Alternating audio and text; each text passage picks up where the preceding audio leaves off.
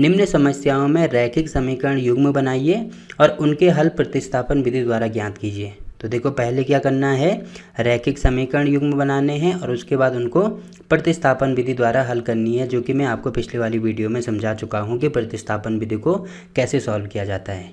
तो देखो इसका पहला पार्ट क्या दिया है, दो संख्याओं का अंतर 26 है और एक संख्या दूसरी संख्या की 3 गुनी है, तो उन्हें ज्ञात कीजिए। मतलब क्या मुझे निकालने होंगे, वो दोनों संख्याएं निकालनी है। अब देखो ऐसे क्वेश्चन में मैंने आपको बोला था कि जो हमें पूछा जाता है वही हम अपनी तरफ से मानते हैं। तो यहाँ पे सबसे पहले मैं लिख दूंगा हल में।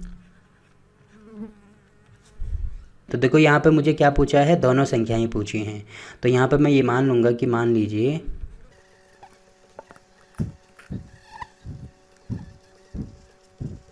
लीजिए पहली संख्या x है तथा दूसरी संख्या y है। ठीक है, तो ये मैंने अपनी तरफ से मान लिया। अब देखो क्वेश्चन में हमें क्या दिया है, यहाँ पे लिख देंगे प्रश्नानुसार। क्वेश्चन में हमें पहली चीज़ ये दी है कि दो संख्याओं का अंतर 26 है। तो यहाँ पे लिखेंगे दो संख्याओं का अंतर 26 है, या ऐसे लिख दो दोनों संख्याओं का अंतर 26 है। तो दोनों संख्याओं का अंतर मतलब क्या होता है, देखो जहाँ पे भी और जिस भी क्वेश्चन में अंतर की बात की जाएगी तो इसका मतलब वो माइनस की बात कर रहा होगा। ठीक है, जहाँ पे भी अंतर आएगा हम हमेशा ही माइनस का यूज़ करेंगे। तो दो संख्याएं हैं, पहली संख्या है x और दूसरी संख्या है y। तो इनका अंतर निकालना है तो यहाँ पे माइनस का साइन लगा देंगे और बराबर कितना हो जाएगा, बराबर होगा 26 के। तो आपको इन क्वेश्चन में ये ध्यान रखना है कि जो अंतर वाले क्वेश्चन होते हैं उसमें जो पहला नंबर आएगा, यहाँ पे जो पहला नंबर आएगा वो हमेशा ही बड़ी संख्या होगी, बड़ी संख्या।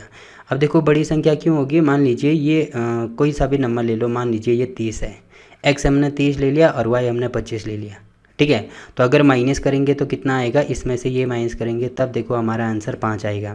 बट अगर हम इसका उल्टा करते हैं, यहाँ पे मैंने छोटी संख्या ले ली, मतलब मैंने यहाँ पे 25 ले लिया, फिर यहाँ पे मैंने 30 ले लिया, तो अगर मैं माइनस करूँगा तो -5 आएगा। तो आप देख रहे होंगे एक आ रहा है +5 और एक आ रहा है -5। अब देखो मैथ्स की भाषा में दोनों आंसर तो सही हैं, बट क्योंकि माइनस, जैसे अगर कहीं पे दूरी दी जाती है, जैसे किलोमीटर दूरी दी जाती है किलोमीटर में, तो अगर मुझे 30 किलोमीटर में से 25 किलोमीटर माइनस करना है तो आंसर आएगा +5 किलोमीटर, और अगर 25 में से 30 माइनस करना है तो आंसर आएगा -5 किलोमीटर। तो दूरी तो माइनस में होती नहीं है, तो इसका मतलब ये आंसर तो हमारा गलत हो जाएगा। तो इसीलिए क्या करते हैं, बड़ी संख्या में से छोटी संख्या माइनस करनी है। तो आपको इसमें ये भी ध्यान रखना है कि जो x होगा, मतलब जो हम पहले लेंगे वो बड़ी संख्या होगी और उसके बाद आएगा छोटी संख्या। तो यहाँ पे ये भी लिख सकते हैं x बड़ा होगा y से। ठीक है, तो इतनी चीज़ें होगी। अब देखो एक इक्वेशन तो हमने बना दी, इनको यहाँ से मैं एक बार मिटा देता हूँ सबको, इनको ऐसे ही रहने दो। तो इतनी चीज़ें होगी, ये है हमारी इक्वेशन 1। तो पहली समीकरण हमने बना दी। अब देखो आगे इसमें क्या दिया है कि एक संख्या दूसरी संख्या की 3 गुनी है। देखो जैसे जैसे हमें दिया जा रहा है वैसे वैसे ही हमें करना है। यहाँ पे दिया है एक संख्या, तो एक संख्या x है, दूसरी संख्या y है, इसकी कितनी है, 3 गुनी है, तो गुणा कर देंगे 3 से। गुनी का मतलब होता है गुणा करना, और 3 है तो गुणा कर दिया 3 से, यानी x की वैल्यू y के 3 गुने के बराबर है।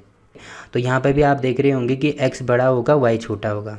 छोटा क्यों होगा, क्योंकि आप यहाँ पे कोई भी वैल्यू रख दो। देखो जहाँ पे भी आपको कभी भी कन्फ्यूजन होता है तो आप एक बार वैल्यू रख के देख सकते हैं। जैसे अगर मैंने y बराबर रख दिया यहाँ पे थोड़ी देर के लिए, y बराबर मैंने रख दिया 3, y बराबर मैंने यहाँ पर 3 रख दिया, तो देखो x कितना आएगा, x बराबर आएगा y की वैल्यू 3 है, तो 3 गुणा 3 देखो कितना आ रहा है, 9 आ रहा है। तो देखो y छोटा है x बड़ा है।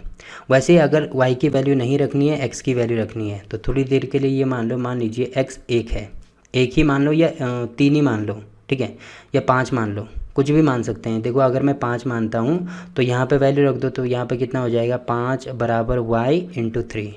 तो देखो y कितना आएगा, इसको इधर लेके आएंगे तो ये होगा 5/3। तो 5/3 का मतलब 3 का भाग करना है मुझे 5 में, तो ये 1 पॉइंट समथिंग आएगा, 1.6 के आसपास। तो आप देख रहे होंगे x है 5 और y है 1.6। तो यहाँ पे भी देख रहे होंगे कि x बड़ा ही आ रहा है, और यही चीज़ हमने यहाँ पे मानी है कि x बड़ा है y से। ठीक है, इसीलिए ये क्या हो जाएगा, ये दूसरी समीकरण हो जाएगी। तो यहाँ पे क्या हो जाएगा, इसको भी मुझे लिखना होगा, ठीक है, कि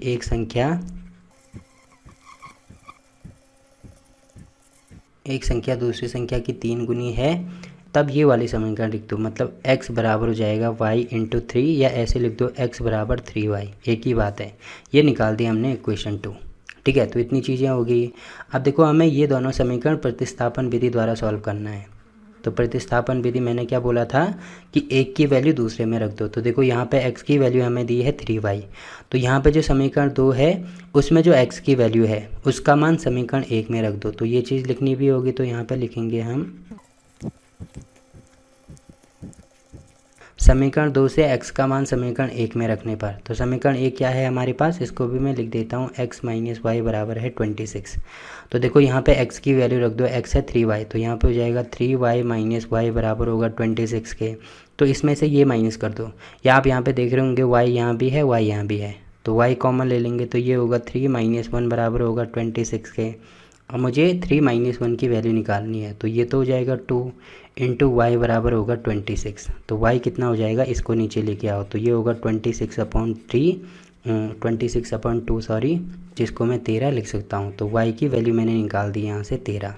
ठीक है, अब देखो y की वैल्यू मैंने निकाल दी, तो y की वैल्यू कहीं पे भी रख दो। मान लीजिए मैं रखता हूँ समीकरण 2 में, तो यहाँ पे लिखना भी होगा कि y का मान समीकरण 2 में रखने पर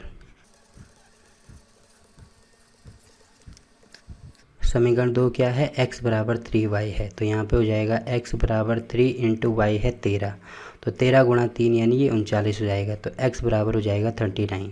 तो देखो दोनों संख्याएं हमने निकाल दी, पहली संख्या है 13 और दूसरी संख्या है 39। तो बड़ी संख्या ये वाली होगी, और यही चीज़ हमने यहाँ पे मानी है। देखो यहाँ पे आप देख सकते हैं कि x बड़ा है y से, तो x आ रहा है 39 और y आ रहा है 13, तो 39 बड़ा है 13 छोटा है। ठीक है, तो इस प्रकार से इसको सॉल्व कर सकते हैं।